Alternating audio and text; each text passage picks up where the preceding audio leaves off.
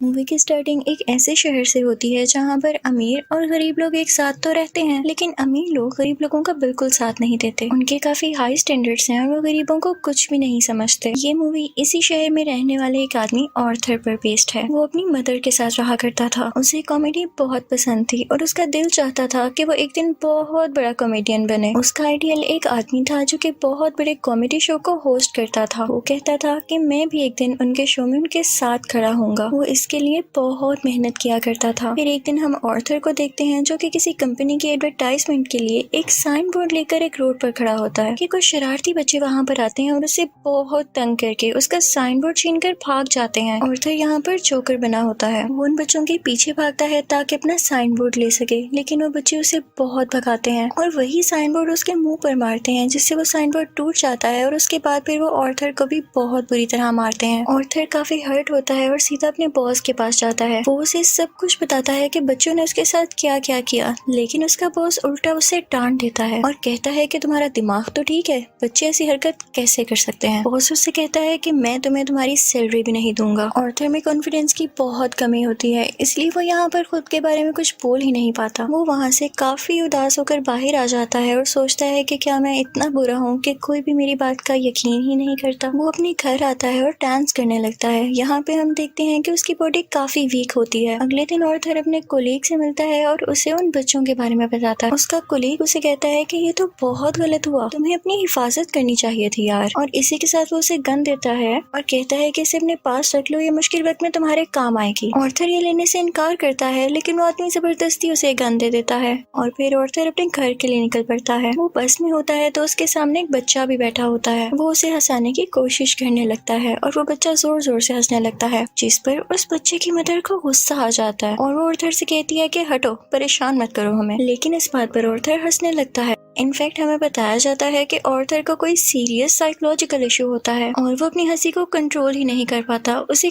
कहीं पर भी हंसी आ जाती है। वो बस में बैठी हुई उस लेडी को एक कार्ड देता है जिसमें उसकी डिजीज के बारे में सब कुछ लिखा होता है। वो घर आता है और अपनी मेडिसिन लेने लगता है। इनफैक्ट वो गरीब था और ये दवाई बहुत एक्सपेंसिव थी, तो वो गवर्नमेंट के बनाए गए मेडिकल सेंटर से ये दवाई फ्री लेता था। वो एक दिन अपनी साइकियाट्रिस्ट के पास जाता है। वो उसे कहती है कि मुझे अपनी डायरी दिखाओ कि तुम क्या क्या लिखते रहे हो। जैसे ही वो उसकी डायरी खोलती है उसमें ये लिखा होता है कि मैं उस तरह नहीं मरना चाहता जिस तरह बुरी तरह से मैंने जिंदगी गुजारी है। फिर ऑर्थर वहाँ से अपने घर जाता है तो उसकी मदर उससे पूछती है कि क्या थॉमस की तरफ से कोई लेटर आया, तो ऑर्थर कहता है कि नहीं, आज भी नहीं। इनफैक्ट थॉमस इस मूवी में बहुत ज्यादा रिच बिजनेसमैन दिखाया गया है और लोग उससे बहुत डरते हैं। उसकी माँ उसे कहती है कि अगर उसको हमारी हालत के बारे में पता चलेगा तो वो हमारी हेल्प जरूर करेगा। अगले दिन जब वो बाहर जाता है तो वापसी पर आते हुए रास्ते में उसे एक सिंगल मदर मिलती है जिसके साथ एक छोटी सी बेटी भी होती है। वो ऑर्थर को काफी अच्छी लगने लगती है, लेकिन वो अपने घर आ जाता है। यहाँ उसकी मदर उससे फिर उसी लेटर के बारे में पूछती है तो ऑर्थर कहता है आपका क्या लेना देना है उससे, वो हमारी मदद नहीं करेगा।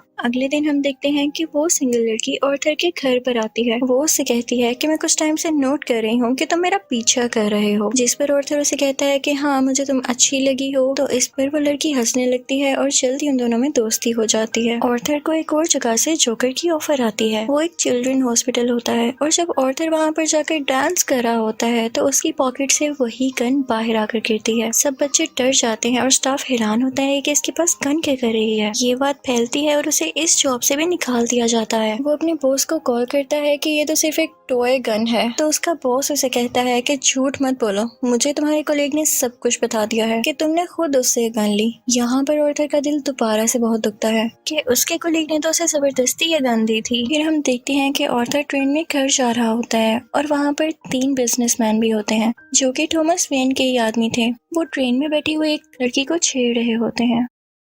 ऑर्थर को यहाँ पर अपने मेंटल डिसऑर्डर की वजह से हंसी आने लगती है और वो तीनों आदमी समझते हैं कि हम पर हंस रहा है। वो उसे बहुत मारते हैं, इतना मारते हैं कि उसके मुंह से खून आने लगता है। ऑर्थर उन्हें अपना मसला बताने की कोशिश कर रहा था, लेकिन वो तीनों उसकी एक नहीं सुनते। ऑर्थर को उन तीनों पर गुस्सा आ जाता है और अपनी गन निकाल कर उन तीनों को शूट कर देता है। वो वहाँ से ये सोचकर भाग जाता है कि मैंने 3 लोगों का कत्ल किया है। वो खुद को एक बाथरूम में लॉक कर लेता है। पहले तो वो डर रहा था, लेकिन यहाँ पर अचानक से वो डांस करने लगता है। ऐसे लग रहा था जैसे अब उसे कोई रिग्रेट नहीं और वो काफी सुकून में भी था। ऑर्थर घर आता है तो टीवी पर न्यूज चल रही होती है जिसमें थॉमस बोल रहा होता है।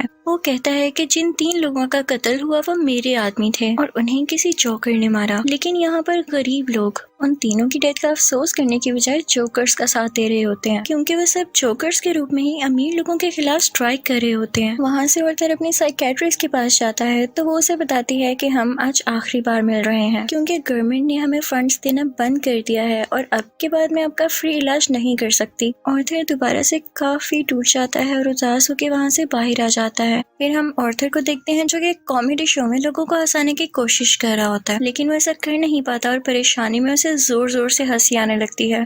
इस वजह से उसका शो खराब हो जाता है और वो घर आ जाता है। घर आने पर उसकी मॉम उसे कहती है कि बेटा ये लेटर टॉमस के लिए पोस्ट कर दो। ऑर्थर जब ये पढ़ता है तो उसे अपनी आंखों पर यकीन ही नहीं आता। वो अपनी मदर के पास जाता है और कहता है आपने मुझसे सब कुछ क्यों छुपाया। उसकी माँ उसे बताती है कि बेटा मैंने ये जानकर नहीं किया। इनफैक्ट टॉमस और मैं एक दूसरे को पसंद करते थे और इवन शादी भी करना चाहते थे, लेकिन मैं बहुत गरीब थी और वो बहुत अमीर, तो हम सोसाइटी की वजह से शादी नहीं कर सके। ऑर्थर अपने बाप से मिलने के लिए निकल पड़ता है। जब वो वहाँ पर पहुँचता है तो उसके घर के गेट के पीछे टॉमस का अपना बेटा खड़ा होता है। ऑर्थर उसके सामने बच्चों जैसी हरकतें करने लगता है और उसे भी हंसाने की कोशिश करता है, लेकिन तभी वहाँ पर टॉमस का बटलर आ जाता है। वो उस बच्चे से कहता है कि स्ट्रेंजर से बात नहीं करते और ऑर्थर को वहाँ से जाने के लिए कहता है। ऑर्थर उससे कहता है कि मैं सच्चाई से पर्दा हटा कर ही जाऊंगा। मेरी माँ ने टॉमस के यहाँ 30 साल काम किया और वो दोनों एक दूसरे को पसंद भी करते थे और मैं किसी और का नहीं टॉमस का ही बेटा हूँ। जिस पर बटलर उसे कहता है कि तुम भी पागल हो और तुम्हारी माँ भी पागल है। उसने ये स्टोरी अपने पास से बनाई है, उसका टॉमस से कोई लेना देना नहीं है। ये सुनकर ऑर्थर को काफी बुरा लगता है और वो वहाँ से चला जाता है। ऑर्थर जब घर जाता है तो उसे पता चलता है उसकी मॉम को कोई अटैक हुआ है और उन्हें हॉस्पिटल शिफ्ट किया जाता है। ऑर्थर जब बाहर बैठा होता है तो उसके पास 2 पुलिस ऑफिसर्स आते हैं। वो उससे पूछते हैं कि ट्रेन में उस दिन जो 3 आदमी मरे क्या तुम उनको जानते हो। तो ऑर्थर आगे से कहता है नहीं, मुझे क्या पता होगा। उसे पता चलता है कि इन पुलिस ऑफिसर्स ने उसकी माँ से भी सेम क्वेश्चन किया था, जिसकी वजह से उसकी मॉम को अटैक हुआ। वो अंदर अपनी माँ के पास आ जाता है और वहीं पर वो सिंगल मदर भी होती है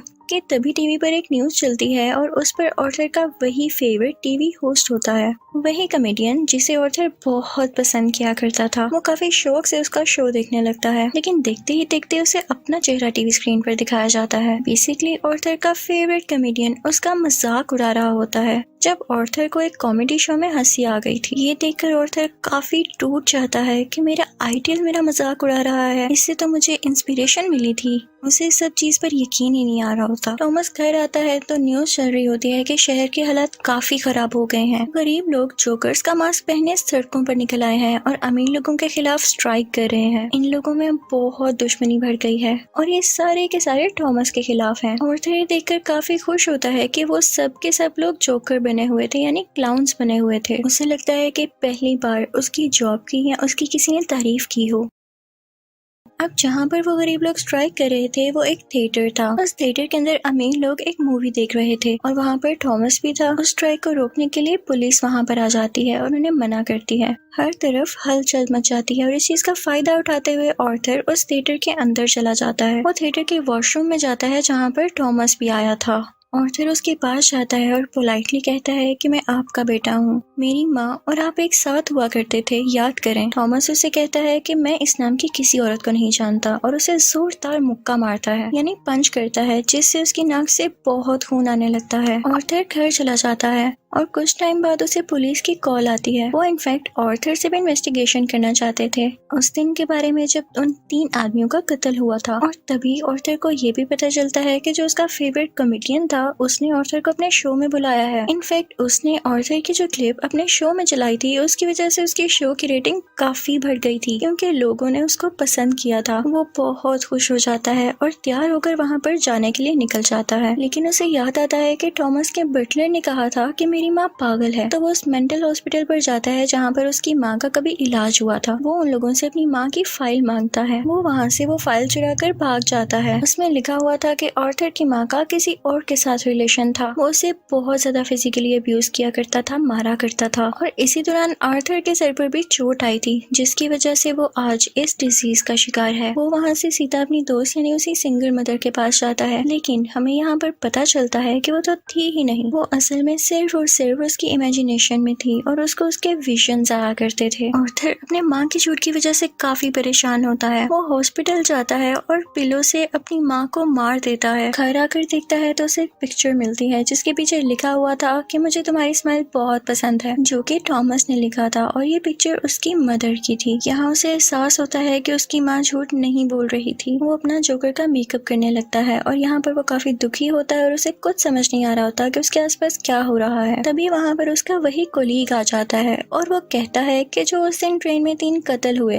और रिसेंटली तुम्हारी माँ का भी कत्ल हुआ, मैं उसके बारे में कुछ पूछना चाहता हूँ। आर्थर को लगता है कि ये लोग फिर से मेरा जीना हराम करने आए हैं और वो यहाँ पर अपने कोलीग को बुरी तरह से मार देता है। अब इसके बाद आर्थर तैयार होता है और अपने जोकर का फुल कॉस्ट्यूम पहन लेता है। वो अब अपने फेवरेट कॉमेडियन के शो में जाने की तैयारी कर रहा था। वो बहुत खुश होता है और रास्ते में डांस करता हुआ जा रहा होता है। वहीं पर वो दोनों पुलिस ऑफिसर्स भी आ जाते हैं जो उससे ट्रेन में हुए हादसे के बारे में इन्वेस्टिगेशन कर रहे थे। पर आर्थर वहाँ से भाग आता है और भागते भागते एक ट्रेन में घुस आता है। उस ट्रेन में और भी बहुत सारे लोग ऐसे थे जिन्होंने जोकर का कॉस्ट्यूम पहना था। पुलिस इतने सारे लोगों में उसको ढूंढ ही नहीं पाती, तो इसी बात का फायदा उठाते हुए वहाँ से बाहर आ जाता है और अपने फेवरेट कॉमेडियन के शो की तरफ जाता है। वो जब उसके सामने जाता है तो वो उससे पूछता है कि क्या तुम भी जोकर बने हो, क्या तुम भी अमीरों के खिलाफ प्रोटेस्ट कर रहे हो। और फिर उसे रिक्वेस्ट करता है कि आप लोगों को मेरे बारे में कुछ ना बताइएगा सिवाय इसके कि मैं एक ऑर्डिनरी जोकर हूँ।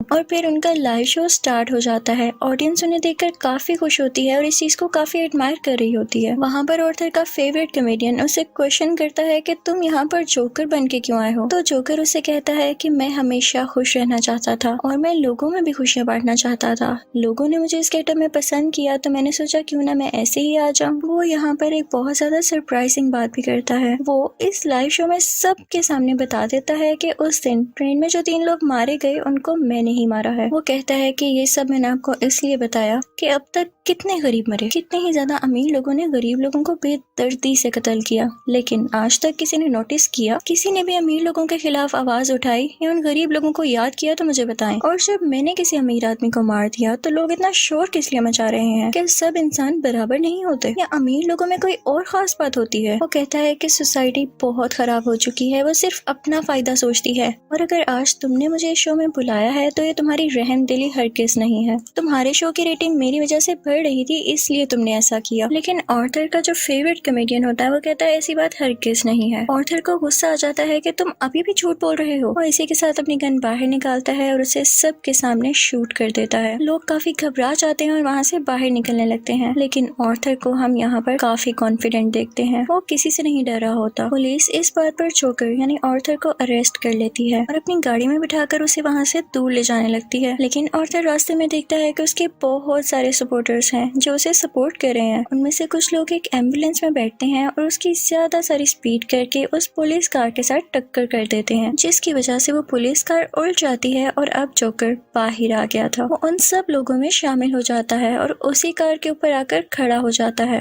सब लोग उसे यहाँ पर देख पा रहे थे और उसे चीयर कर रहे थे। उसके मुंह और नाक से काफी खून आ रहा था, लेकिन वो उसी खून से अपनी स्माइल बना लेता है और हाथ फैलाकर जोर जोर से हंसने लगता है। ये इनफैक्ट एक ऐसी स्माइल थी जिसके पीछे गम, तकलीफ और दुख छुपा हुआ था। वो अब उन सब लोगों का हीरो बन चुका था और वो यहाँ पे काफी खुश था कि लोग फाइनली अब उसे तारीफ कर रहे थे, उसे अप्रिशिएट कर रहे थे। दूसरी तरफ हम थॉमस को देखते हैं जो कि अपनी प्रेजेंट वाइफ और अपने बेटे के साथ ये शहर छोड़कर जा रहा होता है, लेकिन तभी साइड पे खड़ा एक जोकर उन लोगों को शूट कर देता है, लेकिन वो उनके बेटे को कुछ नहीं कहता। फिर सीन चेंज होता है और हमें आर्थर यानी जोकर एक साइकियाट्रिस्ट के पास दिखाया जाता है। वो वहाँ पर भी हंस रहा होता है, तो वो साइकियाट्रिस्ट उससे कहती है कि तुम बिला वजह क्यों हंसते रहते हो। तो आर्थर उससे कहता है कि आप इस फीलिंग को कभी नहीं समझ पाएंगी, और ये कहकर वो वहाँ से बाहर आ जाता है। उसके जूतों के नीचे खून लगा हुआ था, जिससे ये जाहिर होता है कि एक अच्छा इंसान कैसे किसी कातिल में बदल गया। और इस मूवी से हमें ये लेसन भी मिलता है कि जब किसी के साथ बुरा किया जाए तो वो बुरा ना भी हो तो एक ना एक दिन बुरा बन ही जाता है। उसे इतनी अजियत दी गई, इतना टॉर्चर किया गया कि उसके अंदर से वो फीलिंग्स ही खत्म हो गई और अब वो अपनी लाइफ से बिल्कुल सेटिस्फाई था। और इसी के साथ ये मूवी भी एंड हो जाती है। आई होप आपको ये मूवी अच्छी लगी होगी।